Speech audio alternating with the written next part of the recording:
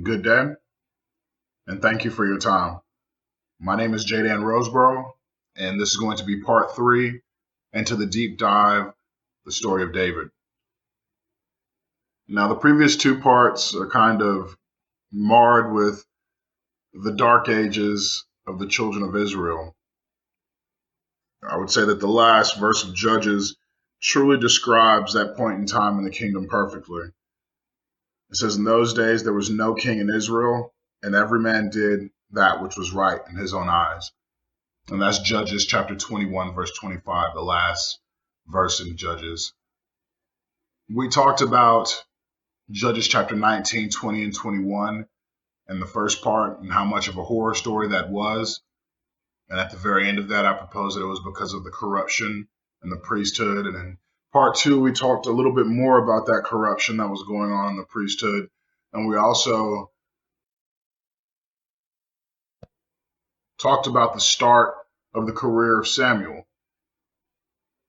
We were able to get a clear view of the corruption, even more so of the priesthood of the Levites, dealing with the high priest Eli and his 2 sons, Hophni and Phinehas. We saw the death of Eli, as well as his 2 sons, as well as the capture of the Ark of the Covenant by the Philistines and its return to the land of Israel.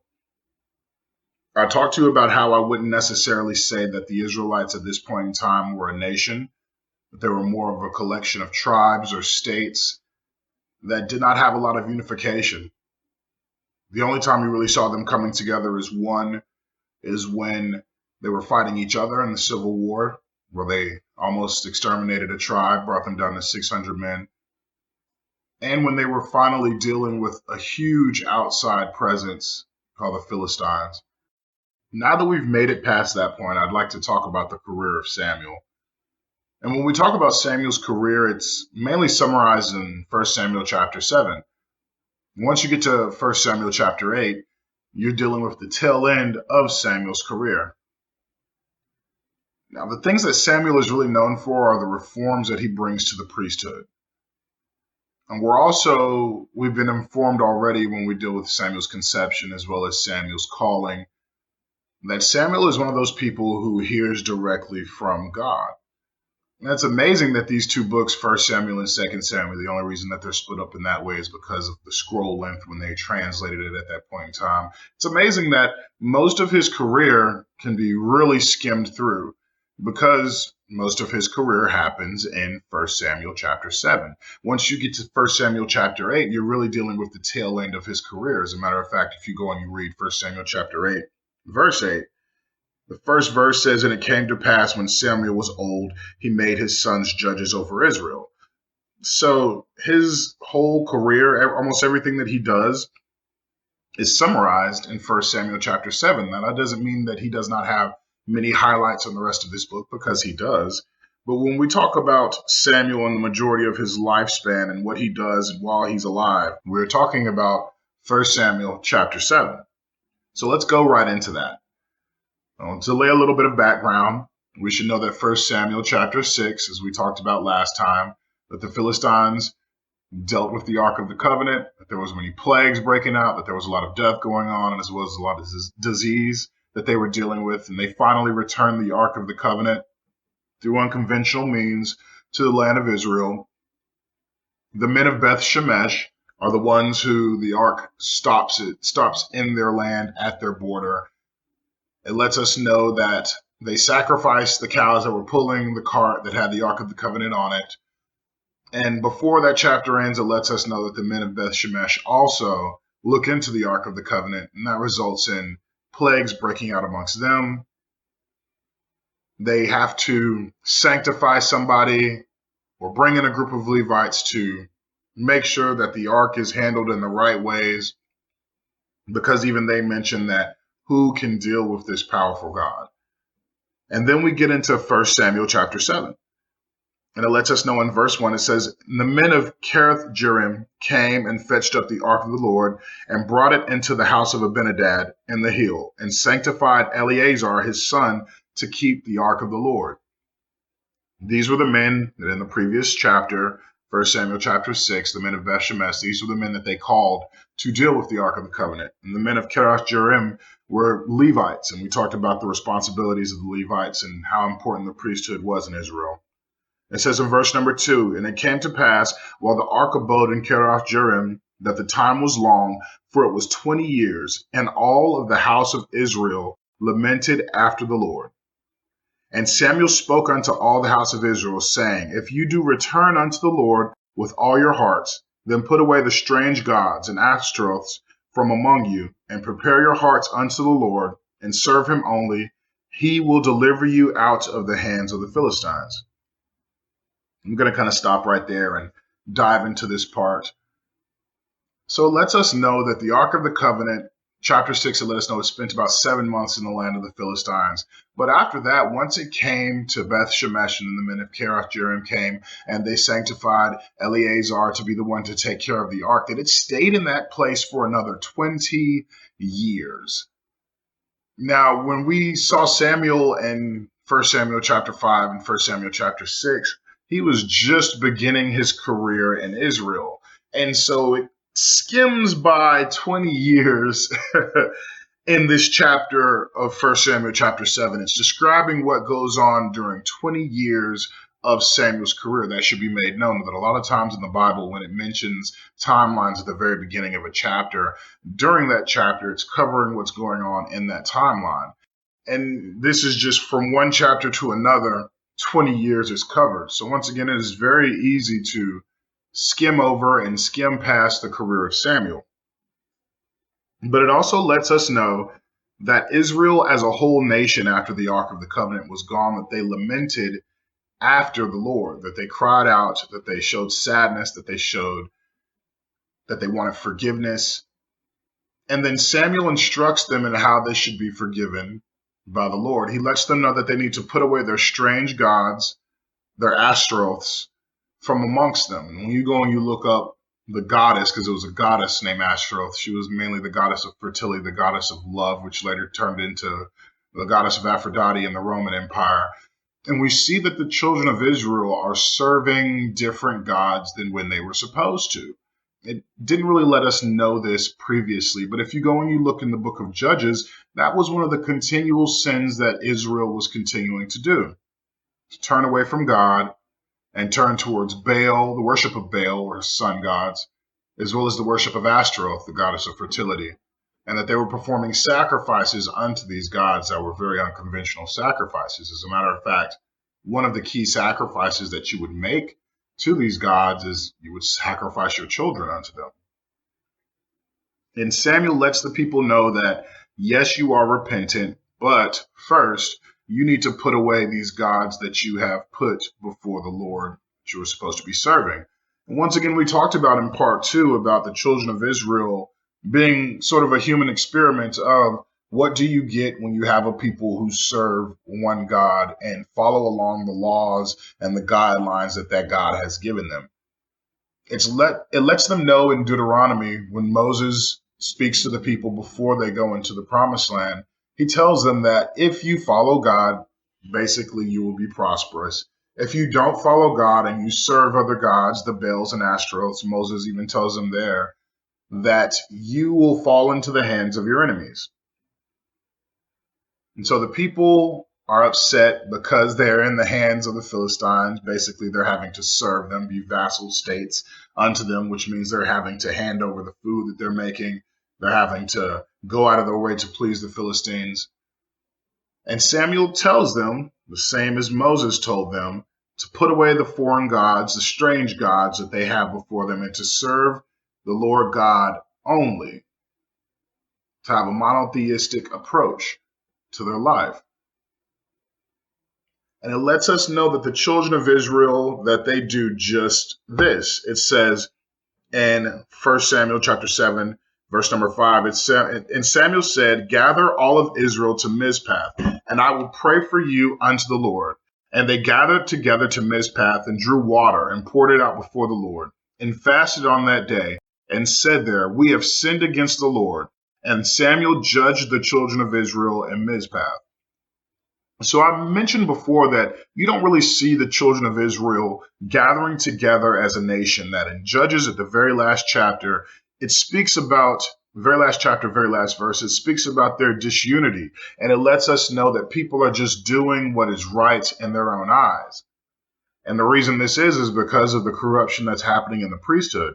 Because the priest was supposed to be a very unifying force. The worshiping of God and the judgment that the priest passed down is supposed to stop people from doing what is right in their own eyes, and they're supposed to be doing what is right in the eyes of God.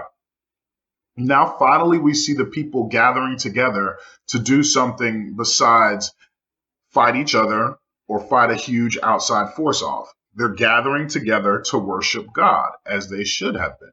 And it lets us know that they make sacrifices. Not only do they make sacrifices, but they fast, they refrain from eating, that they are all together calling out unto the Lord. And it says in verse number 7, it says, "And when the Philistines heard that the children of Israel were gathered together to Mizpah, the lords of the Philistines went up against Israel. And when the children of Israel heard it, they were afraid of the Philistines. And the children of Israel said to Samuel, Cease not to cry unto the Lord our God for us, that he will save us out of the hands of the Philistines." We mentioned before about how antagonistic the Philistines were towards the people of Israel. And now we see that once again, the Philistines are about to crush this gathering together of the people, that they're not having this, that as soon as they hear about the people gathering themselves up, trying to unify themselves, that the Philistines come in and they're saying no to this. Now, the children of Israel are obviously afraid of the Philistines. It lets us know right here. But instead of banding together to fight against them, instead of running everyone to his tent like it mentions in Judges so many times, they finally turn towards the Lord and tell Samuel to continue to pray for them. And it says in verse number 9, "And Samuel took a suckling lamb and offered it for a burnt offering holy unto the Lord. And Samuel cried unto the Lord for Israel, and the Lord heard him." Now it mentions that Samuel offers his sacrifice holy before the Lord, not Holy, but Wholly, which means the whole thing before the Lord. I mentioned in part 2 about how the Levites could take part of a sacrifice and use that as provision for themselves. Samuel, as a Levite, has the right to take part of this sacrifice to himself as provision, as for food. But it also let us know in part 2 that the Levites were taking advantage of this sacrifice, about how Eli had made himself fat off of it, and about how his sons were trying to cook that sacrifice in the way that they wanted it to. But this is Samuel offering everything unto the Lord. And it says the Lord heard him. And as Samuel was offering the burnt offering, the Philistines drew near to battle against Israel. But the Lord thundered with a great thunder on that day upon the Philistines, and discomforted them. And they were smitten before Israel. And the men of Israel went out of Mizpah and pursued the Philistines and smote them until they came to Bethkar.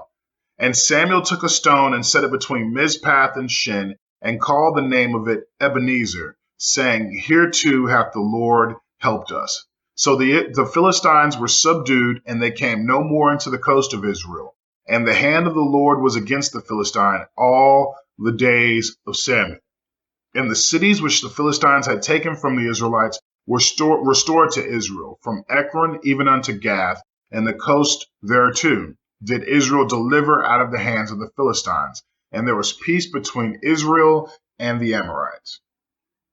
So it sums 20 years of experience into these verses right here, where we have a battle that occurs while Samuel is sacrificing unto the Lord. God thunders and lightnings onto the army of the Philistines, and it lets us know that they were discomfited.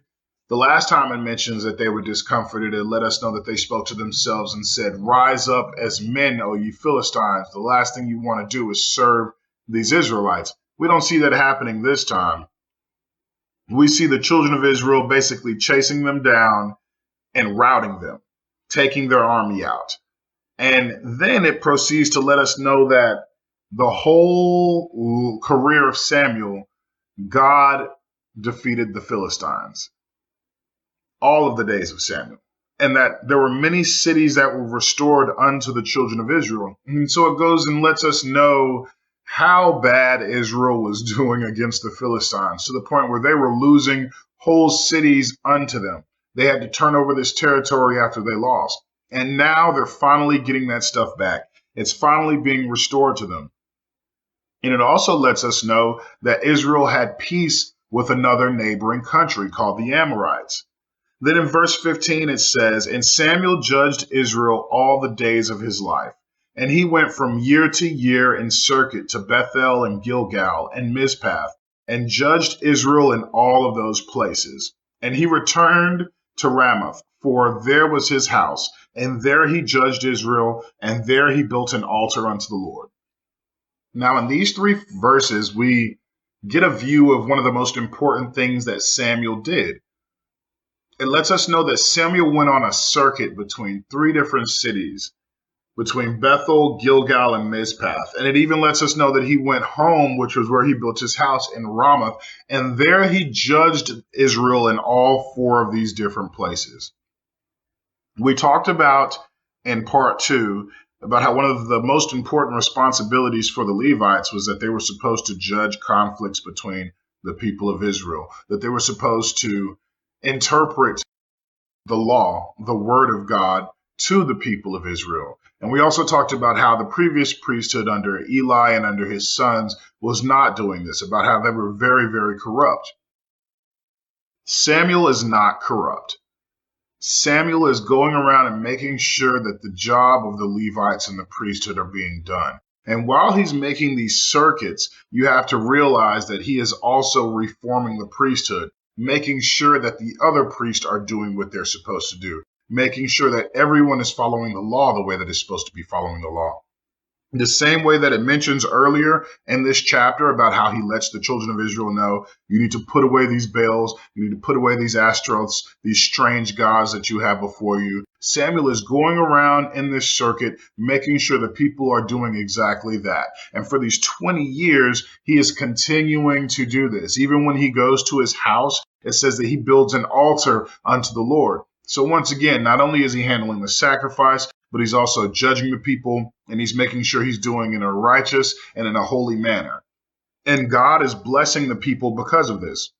He's given them peace on all sides against the children of Ammon, and he's also restoring to them the cities that they lost to the Philistines. We see all of these things brought upon by Samuel and the reform of the priesthood, because we know that the priests were being corrupt. Now, in 1 Samuel chapter 8, when we get to the very beginning of that, I'll let you know that this begins the tail end of Samuel's career. It says in verse 1, "And it came to pass when Samuel was old that he made his sons judges over Israel. Now the name of his firstborn was Joel, and the name of his second was Abiah, and they were judges in Beersheba."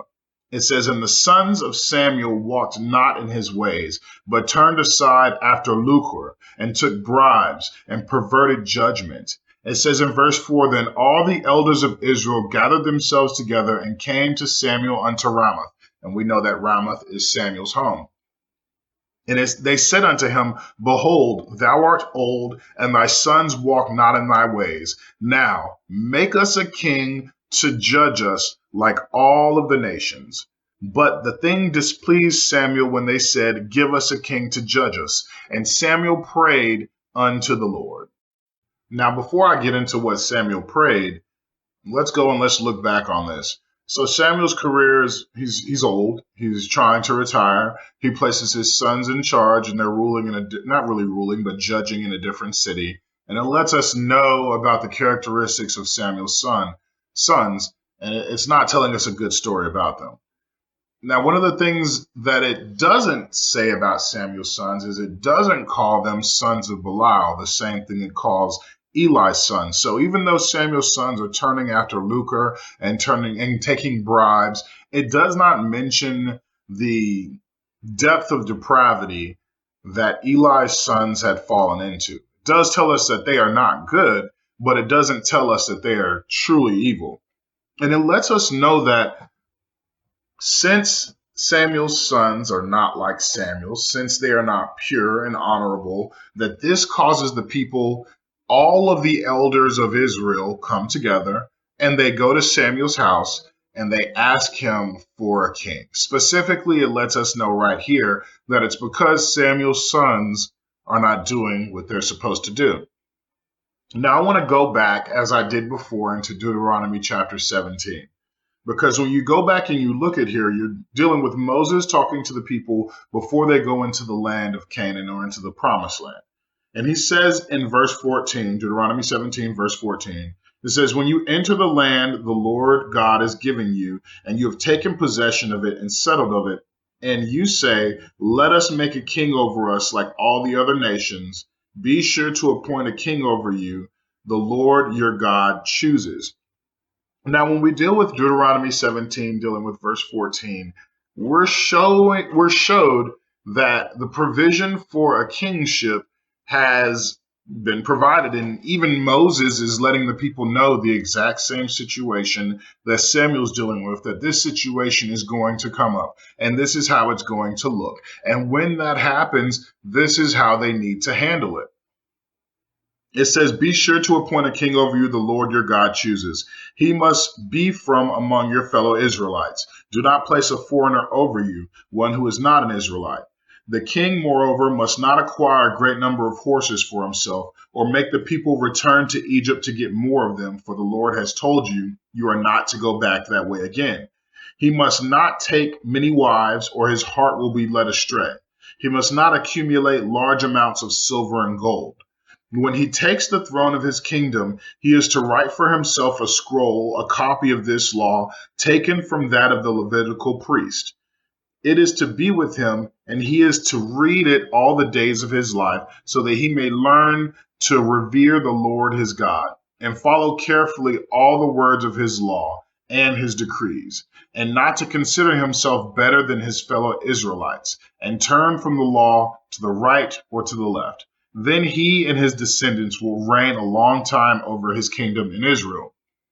So it lets us know not only is there provision given for a king, and not only that the children of Israel will ask for this king after they finally settled into the promised land, but it lets us know what this king should be and how this king should act and how he should be provided for. It tells us that he's not supposed to gather together many horses, which basically means he's not supposed to raise a huge army.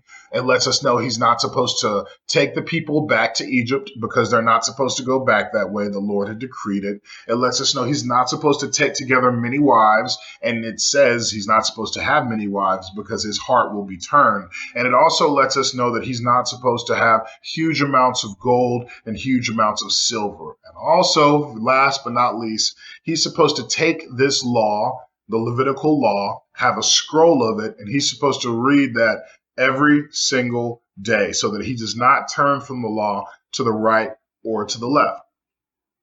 This king sounds like a king that any of us would want ruling over them.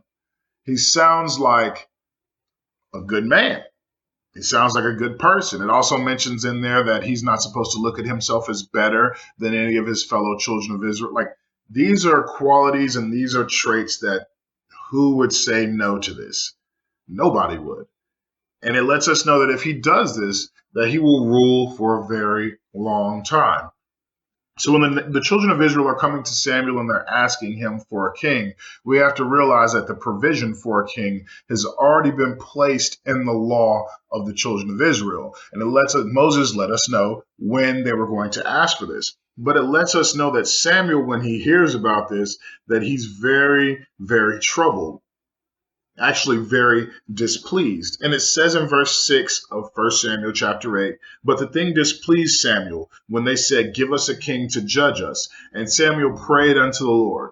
And the Lord said unto Samuel, hearken unto the voice of the people and all that they say unto thee. For they have not rejected thee, but they have rejected me, that I should not reign over them. According to all the works which they have done since that day that I brought them out of Egypt, even unto this day, wherewith they have forsaken me and served other gods, so do they also unto thee. So God is telling Samuel to not take this personally, because this is not the people rejecting Samuel, or his sons. This is the people rejecting God.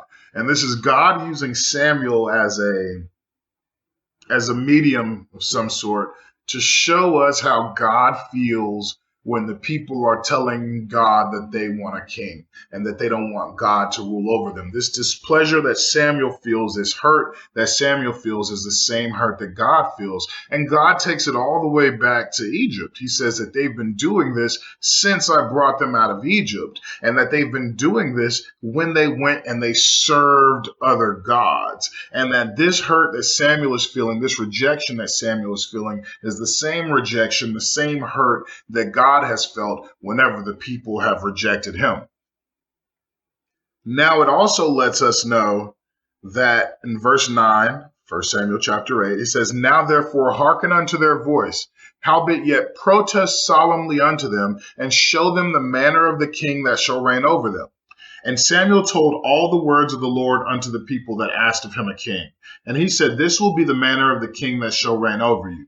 He will take your sons and appoint them for himself, for his chariots, and to be his horsemen, and they shall run before his chariots. And he shall appoint to him captains over thousands and captains over fifties, and he will set them to ear his ground and to reap his harvest, and make his instruments of war and instruments of his chariots. And he will take your daughters to become confectionaries, and to be cooks, and to be bakers. And he will take your fields and your vineyards and your olive yards, even the best of them, and give them to his servants. And he will take the tenth of your seeds and your vineyards, and give them to his officers and to his servants. And he will take your men servants and your maid servants, and your goodliest men and your donkeys, and put them to work. And he will take the tenth of your sheep, and ye shall be his servants. And ye shall cry out in that day, because the king which ye have chosen, and the Lord will not hear you in that day." Now, we just got finished reading Deuteronomy chapter 17, verse 14 through the end of it, and we listened to this account of a righteous king. One who's not building a lot of armies, one who's not marrying a lot of different women, one who is not looking at himself better than everyone else, one who is following after the Lord, not hoarding a bunch of riches, gold and silver. But then when we see the type of king that Samuel is pronouncing over the children of Israel and is letting them know that this is the type of king that they're going to get, he looks nothing like the king in Deuteronomy chapter 17. He looks the exact opposite. Samuel's telling him that this guy is going to end up taking their sons and building up his armies. He's going to take their land from them and use them as his land. He's going to take their servants from them and turn them into his servants. He's going to give their land away to his friends. It sounds the exact opposite of the type of king that we're getting in Deuteronomy chapter 17. And Deuteronomy chapter 17, that's somebody that no one would object to ruling over them. You would expect that after Samuel describes this king to them in 1 Samuel chapter 8, having all of these negative qualities and all of these negative characteristics, and he's telling them about how much they're going to lose and how much of a sacrifice it's going to be for them to have, you would expect that they would decline this offer. This would be when they would, never mind, we're good, Samuel. We heard what you were saying, but we're good on this. And we have to realize that Samuel at this point in time is not talking to the nation as a whole. Samuel is talking to all of the leaders and all of the elders in the nation. So these are the people who some would say would have the most to lose. They're the ones with the land. They're the ones with the servants. They're the ones with the sons and the daughters who are going to be confectionaries and who are going to be a part of the army. They're the ones who are going to lose their resources because their resources are going to be given to the friends of the king. You would expect them to say, never mind. It says in verse 19, it says, "Nevertheless, the people refused to obey the voice of Samuel, and they said, Nay, but we will have a king over us, that we may also be like all the nations, and that our king may judge us and go out before us and fight our battles. And Samuel heard all the words of the people, and he rehearsed them in the ears of the Lord. And the Lord said unto Samuel, Hearken unto their voice, and make them a king. And Samuel said unto the men of Israel, Go ye every man unto his city." So we see God warns them. God lets them know. He even lets Samuel know that he needs to make sure that he is very diligent in his warning of the people and to explain all these things to the people. The people come and they say, we don't care about all of that. We want us a king. Why do we want us a king? Because we want him to judge us. We want him to go out before us, and we want him to fight our battles. These three things God has been doing for them this whole time. This is the people rejecting that spiritual leadership and aiming at something that's a lot more physical, something that they can see right in front of them. And they let Samuel know, we want to be exactly like the other nations around us. Once again, I've pointed out that the children of Israel are like an experiment, a human experiment, on what do you get when you have a group of people that follow a God and adhere to his laws, and it is a God which they can't build idols for. They're not allowed to worship other gods. They're having to do exactly what this God says, offer sacrifices, taking care of his priests. What type of nation do you get when you have a people that do all of this? And now we have the children of Israel kind of throwing off the yoke of God and preferring to put on the yoke of a king. And Samuel lets them know that this king is not going to be a righteous king. It's not going to be a holy king, that he's going to do all of these things. And the people are so caught up, or the leaders of Israel, not necessarily the whole nation as a whole, but the leaders of Israel, all of the elders of all of the tribes, are so caught up in this. And they say, we don't care, make us a king. And so Samuel tells them all to go to their tents. And God tells Samuel, do exactly as they say. This is going to be one of those things where you have to be careful what you ask for, because you just might get it. And some of us would say, well, if this king is going to be this bad, if he's going to be this destructive, if he's going to be this anti what God wants, why would God give the people what they want? Shouldn't God say, no, get out of here with that. You're going to do exactly what I say? Because I know a lot of people who, when they talk about the Old Testament God or the God of the Old Testament, they talk about how forceful he is and how judgmental he is and how violent God is. But there's plenty of examples in the Old Testament of God giving the people exactly what they want, even when it is not necessarily a good thing, because he's not forcing them to worship him. He's going to let them make their own choices. And yes, God knows that this isn't a good choice, and God has already warned them that this isn't a good choice. And he's warned them through Samuel, somebody who's done so much good for them and who has led them out of the depravity in which they were in before, who has delivered them from the hand of the Philistines, who's through Samuel's leadership and through his rule, they've gotten cities back. Peace has happened in the land. That you would think that they would hearken unto this sound advice from a good, honest man who not only is a priest but has the gift of prophecy, that they would listen to Samuel when it comes to these things. But it shows us that sometimes people are so caught up in what they want that they don't care about the price or what it's going to cost them. And next, we have Samuel giving the people exactly what they want. Now, we're about to be introduced to Saul. And when we talk about Saul, he starts off sounding exactly like the king that you hear about in Deuteronomy 17. He sounds like a good guy. And he starts off as a good guy, a very humble individual. And it really makes you question Samuel's prophecy from when he gave the people that kind of doomsday prophecy about the king that's going to be taking their sons and putting them in his armies and taking their daughters and making them cooks and taking their maidservants and their manservants and making them work the field, and he's going to take your best land from you. Saul doesn't necessarily sound like that type of king. He sounds like the good king that you hear about in Deuteronomy 17. But slowly and surely, Saul turns into that king that Samuel prophesied over them. He turns into this evil, this mad, this insane character. And it makes you wonder, where did this all go wrong for Saul?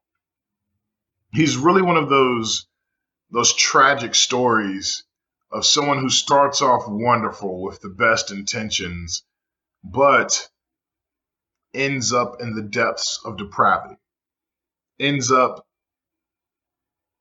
the worst for wear. But let's go to the very beginning of the story of Saul and let's see how wonderful he is when he starts off.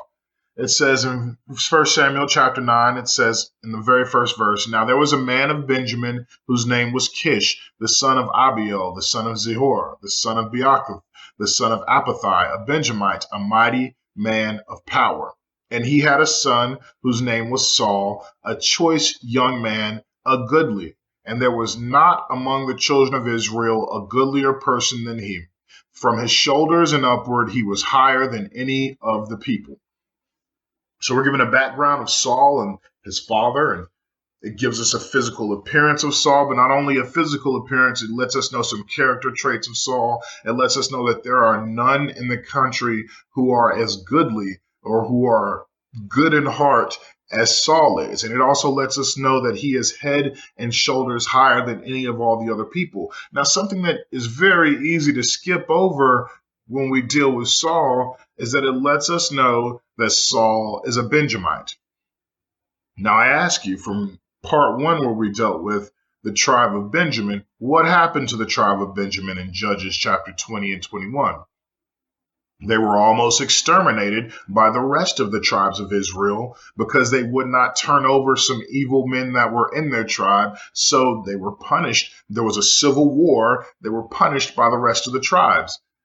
Now, when we talk about terminology or using the terminology of civil war, family fighting family, we have to realize that those feelings, the animosity, the hatred, because of the bloodshed that happened, those feelings don't go away very fast. When we look at, if I have to use the example of the American Civil War and the ideals that came from it, the tragedies that came from it, the way that certain parts of the country are still continued to be viewed, and the views of those parts of the country, how they hold them up in certain ways, how that has not died down, even though it has at least been 100 years since that has gone on, at least 150 years since the American Civil War has happened.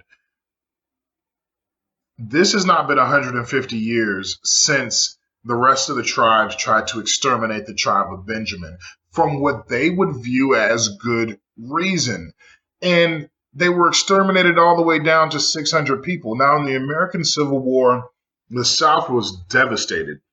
And once you get into the Reconstruction period, if you're someone who deals with history, not only was it devastated because of the manpower and there were a lot of cities destroyed and a lot of infrastructure burnt up, but it was also devastated because of the political ramifications that happened in the South. Economically, it was devastated. A lot of the riches that were robbed from the South. And that's one of those things that caused that attitude of the South shall rise again with parentheses around it, that caused people in the South to take on that type of attitude and to look at people from the northern part of the country in the way that they would look upon them. And I'm not even diving into the issue of slavery and the freeing of the slaves and the black flight to the north and even the black people that stayed in the South and the type of stereotypes in the Jim Crow area and all of those things that come up when you even mention the American Civil War. Imagine if that Civil War only happened 50 years ago. How do you think things will be looked at from then? Now, imagine if in the American Civil War that the North didn't just come down to the South and defeat them, but that they went city to city and exterminated people in the South. Like they went to Atlanta, and not only did Sherman burn it, but he murdered people down to a man. That the only way that there were still people left in the South is if they ran to Mexico or ran to a foreign country just to escape the armies that were trying to kill them off. And that not only did they kill off the tribe of Benjamin, but it lets us know that they killed them off man, woman, and child, to where there were only 600 men left in the whole tribe of Benjamin. And that after they got done doing this, that the people felt so guilty that they had to commit other atrocities and other crimes just to make sure that these people got wives. If you go back and you look at Judges chapter 21, it lets us know how the people procured wives for the tribe of Benjamin, because they felt so bad about the fact that they had went this far in a civil war against their own people. We didn't even go that far in the civil war with the South. And we see how those feelings of animosity, of hatred, of bigotry still live on today. The stereotypes that we look at people, now that stuff still exists today. We're talking about the same thing in the nation of Israel, but worse. And it's letting us know that Saul is a descendant from the tribe of Benjamin. So when we go on and we read more about this, and when Saul speaks about being humble and about being lowly, and why would Samuel choose him? He's just of the tribe of Benjamin. We have to understand why Saul is speaking in this type of way. It's not just Saul being humble. Saul is speaking the truth. He's a Benjamite.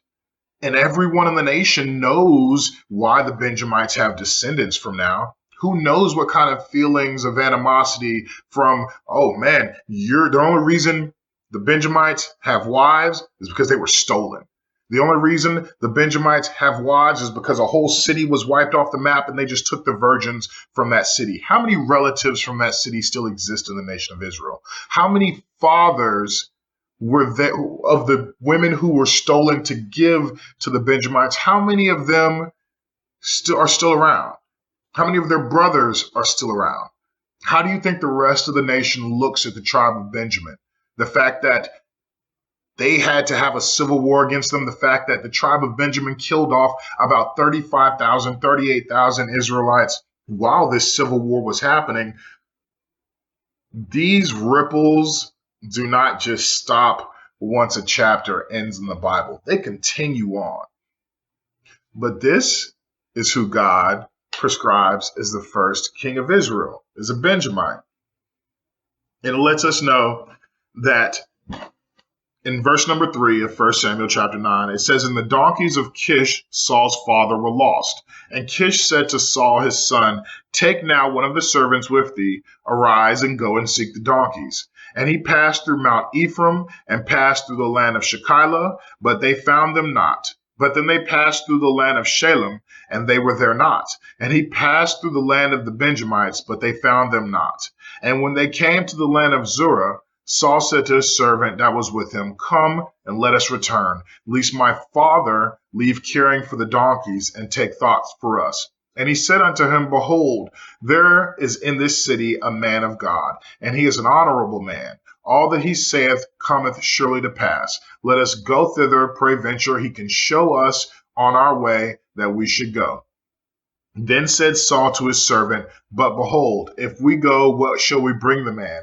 For the bread that is spent in our vessels, and there is not a present to give the man of God what we have. And the servant answered Saul again and said, Behold, I have here at hand the fourth part of a shekel of silver that I will give to the man of God to tell us our way. Now, we have Saul traveling near, far, and wide, looking for the donkeys of his father. Now, it must be noticed that you would imagine that Saul is a teenager at this time, but he's not. Saul is a grown man. He has kids. He has a wife. But Saul's father makes sure Saul doesn't go alone. He makes sure that he has a servant with him. And it also lets us know that they had provision with them. He says, what are we going to give the man of God? All the bread, all the food that we have with us, we've eaten it all. So Saul he doesn't go by himself. He also brings his own provision. And he makes a statement that let's return now. And he doesn't say let's return now because we've ran out of food, because we can't find them. He says we've been searching for so long that I think my father is going to start being worried about us more so than he's worried about the donkeys. Now, why would Saul's father be worried about the safety of Saul? Why would Saul's father make sure he didn't go out there alone? And why would Saul's father make sure that Saul has plenty of provision for his trip? Saul's a Benjamite. Saul's father would be concerned about the safety of his son because of the nation and the way that they think about Benjamites. And how are you for sure that you're going to be able to stay at an inn, be able to sleep at somebody's place that you don't know, especially once they find out, hold on, where are you from? Are you from the tribe of Benjamin? Nah, you don't get any service here, man. As a matter of fact, that guy over there, his sister was one of those people, was one of those women that got stolen, is now one of those wives. How do you think that's looked at? I'm sorry, not his sister, more than likely it's his grandmother right now. It was one of those women, one of his great aunts was one of those women that was stolen by and now nobody really trusts the Benjamites because of this stuff. We know where you're descended from. We know that you're one of those people who didn't want to give up one of those evil guys, and that's the reason why there was a lot of death and destruction. You can get out of here. And even if one of those innkeepers, wasn't in any relation to any of those things, who's to say that some of the patrons at his inn didn't look at Saul this way? And in order to not make any trouble, hey man, you might as well go and sleep someplace else. How are we to know that Saul wasn't in any type of danger from another child of Israel while he's passing through the land searching for these donkeys, just because of where he's from? And the fact that it lets us know that his father was a great man of power, but he still is concerned about Saul, his son, that it lets us know was a head and shoulders taller than everyone else. He's concerned with his safety. We have to ask ourselves why. But it also lets us know that before they decide to turn back, that Saul's servant lets him know that there's a man of God in this city. And he also mentions that this man of God is honest. And who are they talking about? They're talking about Samuel. The servant even offers to give Saul half of a shekel of silver, which was more than a couple of months' wages for this servant. So it also shows us what type of relationship Saul has with this servant. This guy is willing to sacrifice for Saul. So it's letting us know how good of a person that Saul is. Typically, your servant wouldn't be going out of their way to please their master in this type of way, to give up a couple of months' wages just so they can find out something. But this guy is friends with Saul. So it lets us know what type of master-servant relationship Saul has with this servant. And it shows us how friendly they are, and that the servant even leads him towards a man of God that they will definitely get an answer from. It says in verse 10, then Saul said to his servant, well said, let us go. So they went into the city where the man of God was. And as they went up to the hill of the city, they found young maidens going out to draw water, and said unto them, is the seer here? And they answered and said unto them, he is. Behold, he is before you. Make haste now, for he has come to the city this day, for there is a sacrifice of the people to this day in the high place. As soon as ye come into the city, ye shall straightway find him, before he goeth up to the high place to eat. For the people will not eat until he comes, because he doth bless the sacrifice, and afterwards they eat that be bidden. Now therefore get ye up from about this time, and ye shall find him. And when they went up into the city, and when they came into the city, behold, Samuel came out against them, for to go up to the high place. Now the Lord told Samuel in his ear a day before Saul came, saying, tomorrow about this time I will send ye a man out of the land of Benjamin, and thou shalt anoint him to be the captain over my people Israel, that he may save my people out of the hand of the Philistines. For I have looked upon my people, because their cry has come up to me. And when Samuel saw Saul, the Lord said unto him, behold, the man whom I spake of to thee, this same shall reign over my people. Now we have Saul going to the city, Saul getting good information from some maidens that he sees drawing water. And then it also lets us know a little bit of backstory about Samuel going to this city. It doesn't say that it's Ramoth, so Samuel's not at home. He's going to the city. He's making sacrifices. He's judging still. Samuel let us know at the very beginning of chapter 8 was old, and he put his sons in charge. But even in retirement, Samuel is still going around and performing the duties of a priest. And he's not only just doing that, but his reputation is one that he is honest, one that he is holy. And the people respect Samuel enough that they won't even eat until he comes there and bless the food, and then they decide to go eat. It also gives us a snippet of a conversation between Samuel and between God. And it lets us know that God has already let Samuel know, I'm going to have you anoint a guy that comes out of Benjamin. And that's going to be the captain that will lead my people and deliver them from the hands of the Philistines. And even that day when Samuel steps out of the house and he sees Saul, God lets Samuel know this is going to be the guy. So it shows us how close of a relationship that Samuel has with God. It shows us how good of a relationship that Samuel has with the people. And it also shows us that even in his old age, Samuel is still doing his job the best he can. It says, Then Saul drew near to Samuel in the gate and said, Tell me, I pray thee, where the seer's house is. And Samuel answered Saul and said, I am the seer. Go up before me into the high place, for ye shall eat with me today, and tomorrow I will let thee go, and will tell you all that is in thine heart. And as for thine donkeys that were lost 3 days ago, set not thy mind on them, for they are found. And on whom is all the desire of Israel? Is it not on thee and all of thy father's house? And now listen to this. It says, And Saul answered and said, Am I not a Benjamite of the smallest of the tribes of Israel? And my family the least of all the tribes of the families in the tribe of Benjamin? Wherefore thou speakest so to me? Once again, why is the tribe of Benjamin so small? They were almost wiped out. Saul doesn't even know who Samuel is, but Samuel definitely knows who Saul is. And it also lets us know that the donkeys were only missing 3 days ago. So Saul has been walking around throughout all the land for 3 days, and already his dad would be worried about him. Already his dad would be concerned for his life. 3 days. Saul is a grown man. He's got kids. He's got a wife. And he's able to look over his father's estate. He's not even by himself. And his father would already be worried about him. Why is that? Because there's got to be a stereotype dealing with the children of Benjamin. Now, it doesn't come out and say this to us right here. I have to admit that. It doesn't come out and say this to us directly. But when I'm reading the text and when I'm looking at the nature of people and the nature of humanity,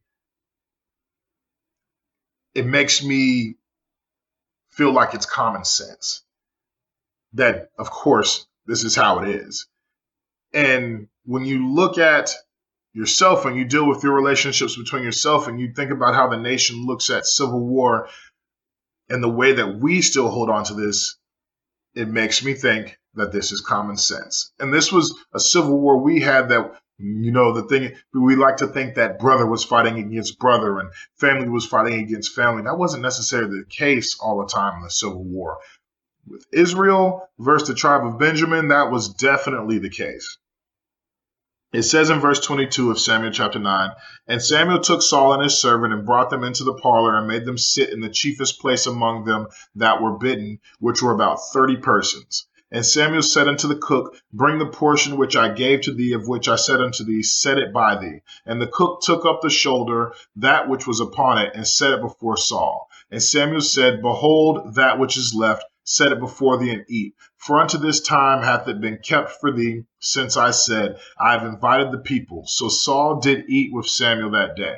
And when they were come down from the high place into the city, Samuel communed with Saul upon the top of the house. And they arose early. And it came to pass about the spring of that day that Samuel called Saul to the top of the house, saying, Up, and I may send you away. And Saul arose, and they went out both of them, he and Samuel abroad. And as they were going down to the end of the city, Samuel said to Saul, Bid thy servant pass on before us. And he passed on. But stand thou still a while, that I may show thee the word of the Lord.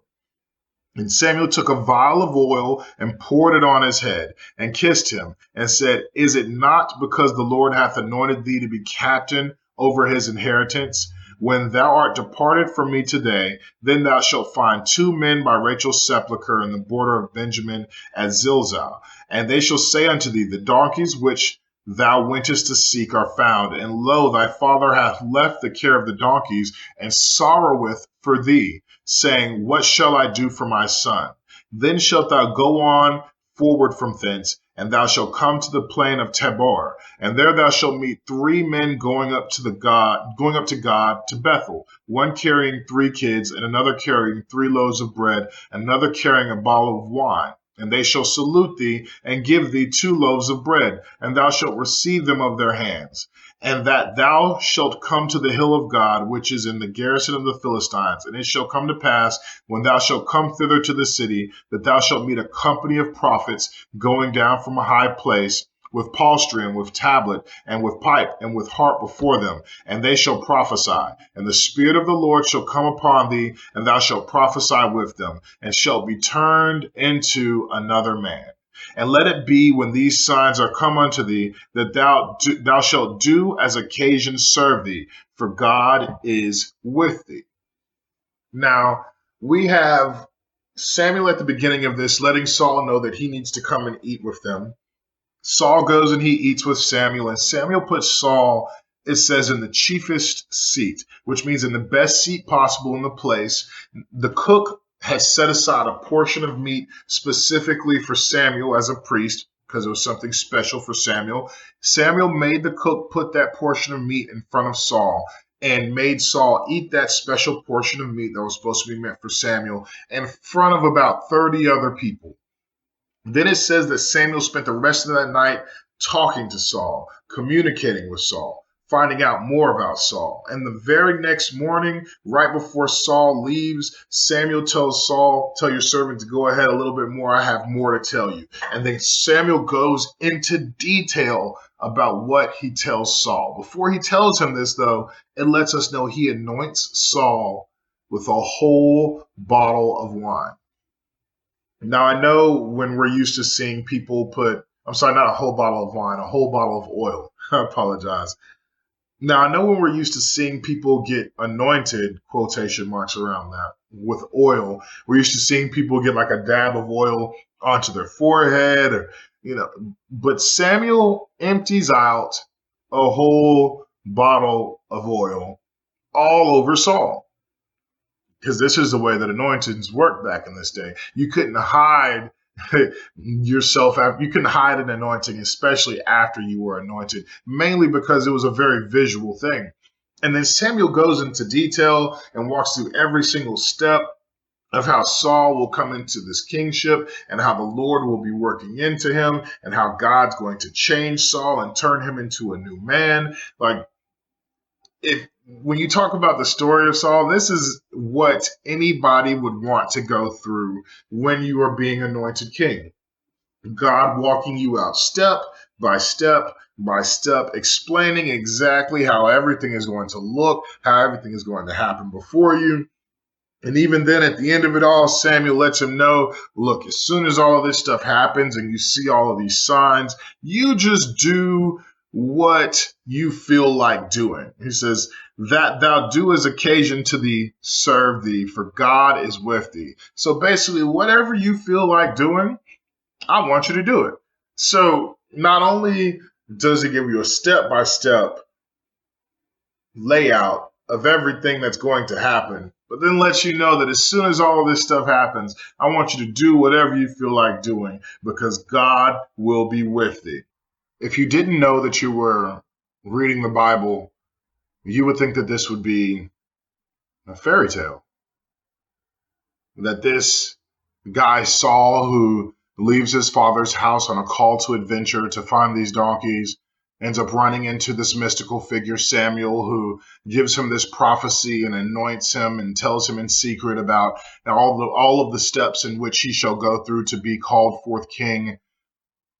And then as Saul leaves Samuel, all of these things happen. Every last step that Samuel just describes happens to Saul.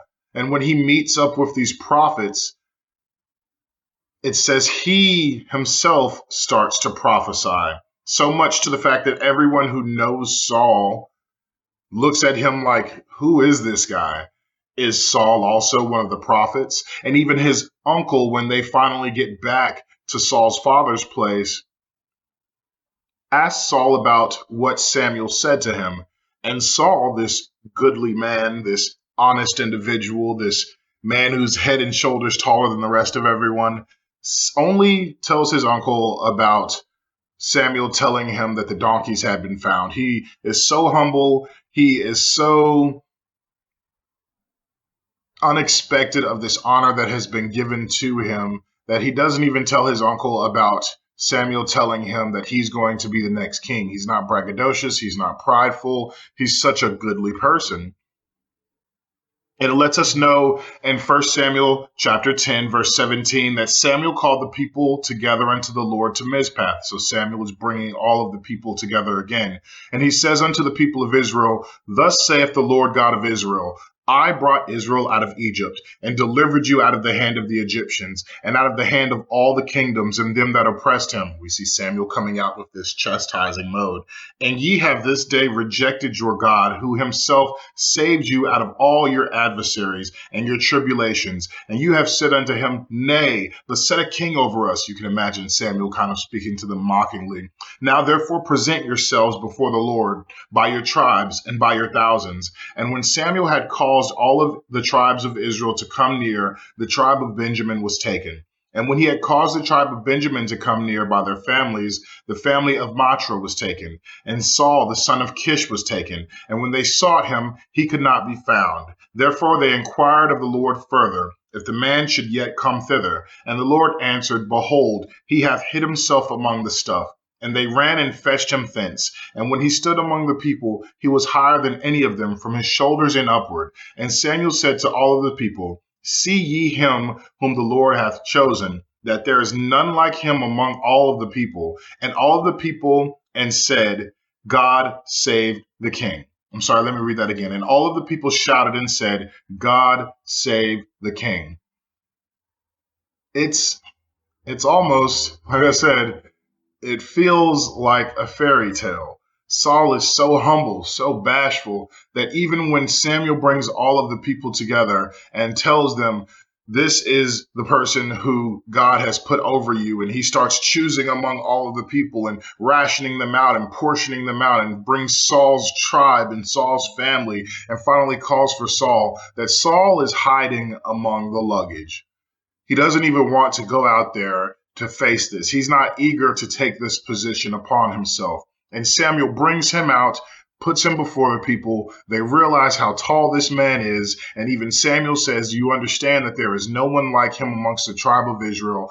All of the people shout, God save the king. This is very archetypical of a hero coming forth in any type of story. But like any other type of hero in any type of story, there is some type of adversary. There is some type of, like, if you remember The Lion King and you remember after Simba was crowned king and all the animals bowed before him after Rafiki raised him up in the air, the next scene that happens is Scar is underneath the mountainside and he's being very resentful and very condescending and very sarcastic in the way that he's looking at Simba. It says in verse 26, it says, and Saul went home to Gibeah, and with him there went a band of men whose hearts God had touched. But in verse 27, it says, but the sons of Belial, remember that slang that is using the sons of the devil, said, how shall this man save us? And they despised him and brought him no presents, but he held his peace.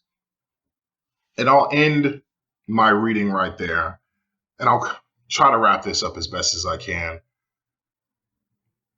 We see the calling of Saul the same way we saw the calling of Samuel, and that it's very miraculous in the way that it all happens and the way that it all falls together.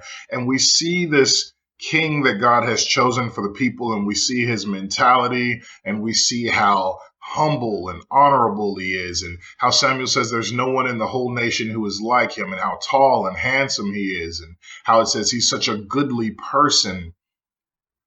We also see that he is someone of low station because he's of the tribe of Benjamin, who God has risen up to take the highest position in the nation.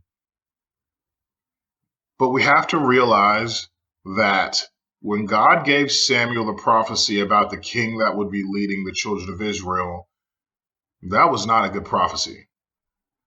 So even though we see this story of Saul starting off beautifully, starting off wonderfully, We have to remember that in the background of all of this is this dark prophecy of this king who is going to forcefully take things from the people, force people into the army, how he is going to be someone in which the people, God says that you will cry out to me in that day for help, but I will not help you.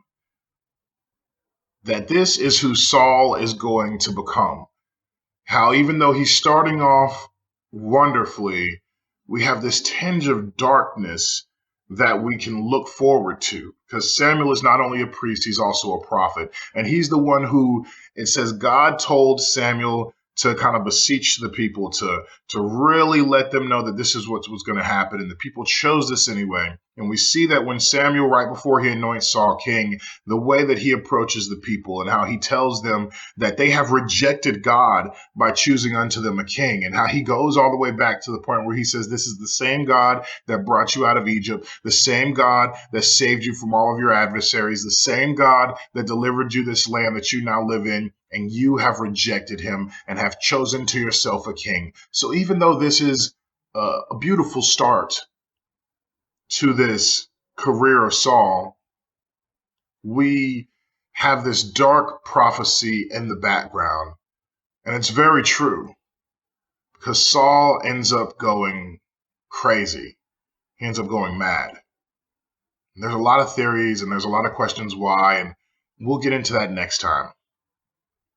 But for now, I'm glad that we got to go over the career of Samuel. It's something that is very easy to skim by when you're reading through these books. And we got to see the highlights and some of the glory days of the children of Israel, because as this kingship starts with Saul, we experience some highlights as well. But pretty soon, things get dark. Once again, Saul goes crazy. Saul loses it. He goes from being the stereotype of a hero to being the stereotype of the mad king. He goes from being a goodly, honest person to this paranoid, possessed, murderous individual. And we'll go into that next time. My name is J.Dan Roseborough, and this is part 3 of my deep dive into the story of David. And I know that I'm telling the story before the story before the story, and we are just now beginning the career of Saul, and Samuel's career is coming to a close. Thank you for listening, and I hope you enjoy your day.